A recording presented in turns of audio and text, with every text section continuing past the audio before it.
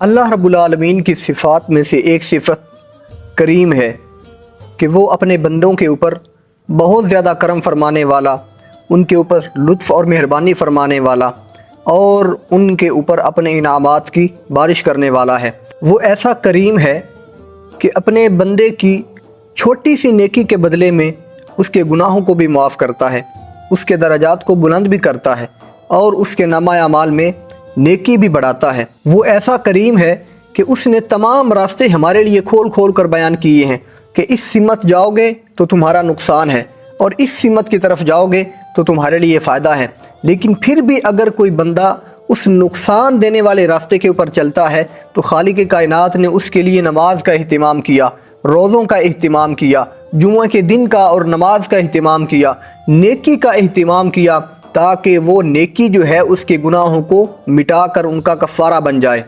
حضرت سیدنا ابو ہریرہ رضی اللہ تعالی عنہ روایت کرتے ہیں کہ نبی کریم صلی اللہ تعالی علیہ وسلم کا ارشاد گرامی ہے، وہ خالق کائنات کی ذات خود اپنے فرشتوں سے کہتی ہے کہ جب میرا کوئی بندہ کسی برے کام کا ارادہ کرے فَلَا تَكْتُبُوهَا عَلَيْهِ حَتَّى يَعْمَلَهَا، تو اے میرے فرشتوں میرے اس بندے کی برائی کو اس وقت تک اس کے نامہ اعمال میں نہیں لکھنا جب تک وہ اس کا ارتکاب نہ کر لے۔ فَإِنْ عَمِلَهَا فَاكْتُبُوهَا بِمِثْلِهَا، لیکن اگر وہ اس گناہ کا ارتکاب کرتا ہے تو اس کو ایک گناہ ہی لکھو۔ مگر اس کریم کی اپنے بندے کے اوپر کرم نوازیاں دیکھے، رب فرماتا ہے وَإِنْ تَرَكَهَا مِنْ أَجْلِي، کہ اگر وہ میرے خوف کی وجہ سے، خشیت کی وجہ سے، ڈر کی وجہ سے اور تقوی کی بنیاد پر اس گناہ کو ترک کر دیتا ہے تو فَاكْتُبُوهَا لَهُ حَسَنَةً، تو میرے اس بندے کے لیے اس کے نامہ اعمال میں ایک نیکی لکھ دی جائے، اس لیے کہ اس نے میرے ڈر کی وجہ سے اس گناہ کو ترک کیا ہے۔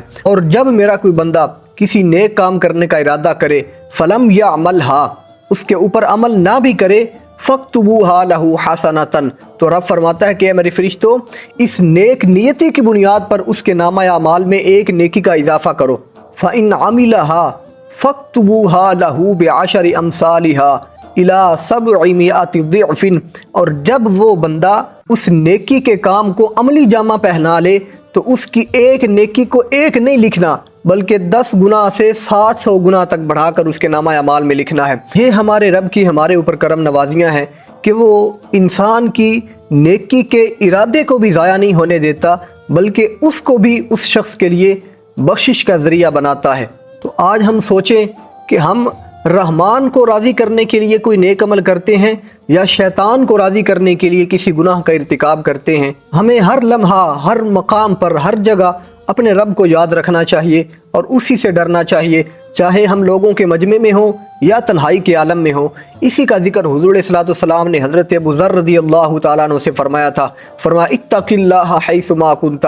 کہ اے ابو ذر جہاں کہیں بھی ہو اللہ رب العزت سے ڈرنا، تقوی کو اختیار کرنا، وَأَتْبَعِ السَّيِّئَةَ الْحَسَنَةَ تَمْحُوهَا، اور جب بھی کوئی گناہ سرزد ہو، کسی برائی کا ارتکاب ہو تو اس کے بعد نیکی کر لینا تاکہ وہ تمہارے گناہ کو مٹا دے۔ وَخَالِقِ النَّاسَ بِخُلُقٍ حَسَنٍ، دیکھیں حضور علیہ الصلوۃ والسلام نے اپنے غلام حضرت ابو ذر کو نصیحت فرمانے کے ساتھ ساتھ اپنی آنے والی تمام امت کو یہ سبق دیا کہ نیکی کرنے کے بعد یہ نہ سمجھ لینا کہ میرے لیے جنت کا رستہ ہموار ہو گیا ہے، اس کے بعد ایک اور درجہ بھی ہے۔ فرمایا لوگوں کے ساتھ حسن سلوک سے پیش آنا ہے، ان کے ساتھ احسان کرنا ہے، ان کے ساتھ بھلائی کا ارادہ کرنا ہے، ان کے ساتھ نیکی کا ارادہ کرنا ہے۔ جب یہ ساری چیزیں مل جائیں گی تو خالق کائنات تمہارے اوپر اپنے کرم نوازیوں کو اور زیادہ بڑھا دے گا۔ اللہ رب العزت ہمیں نیک کام کرنے کی اور گناہ سے بچنے کی توفیق عطا فرمائے۔